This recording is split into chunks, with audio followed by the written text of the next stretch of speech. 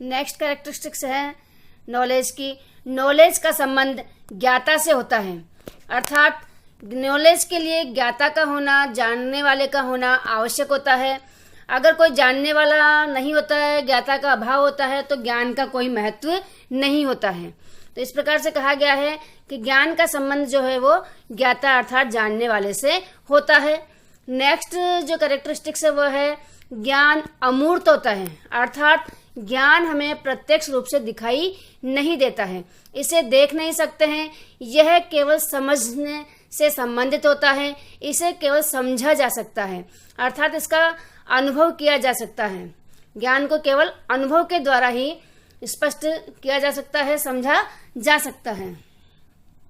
Next है ज्ञान का क्षेत्र व्यापक होता है। ज्ञान जो है उसके क्षेत्र को हम यहाँ देखते हैं तो ज्ञान का जो क्षेत्र है वो बहुत ही अधिक व्यापक है, जिसको हम ऐसे स्पष्ट कर सकते हैं कि आदि मानव से लेके वर्तमान समय में जो विकास हुआ है वो सब ज्ञान से संबंधित ही है। तो इस प्रकार से जो ज्ञान का जो क्षेत्र है वो बहुत अधिक व्यापक है। नेक्स्ट है किसी भी ज्ञान की प्राप्ति बिना जिज्ञासा के संभव नहीं है। जिज्ञासा के माध्यम से ही ज्ञान प्राप्त किया जा सकता है। अगर व्यक्ति में जिज्ञासा नहीं होती है तो वह ज्ञान की प्राप्ति नहीं कर सकता है। नेक्स्ट है ज्ञान को समय सीमा में नहीं बांधा जा सकता है, अर्थात ज्ञान की कोई समय सीमा नहीं है।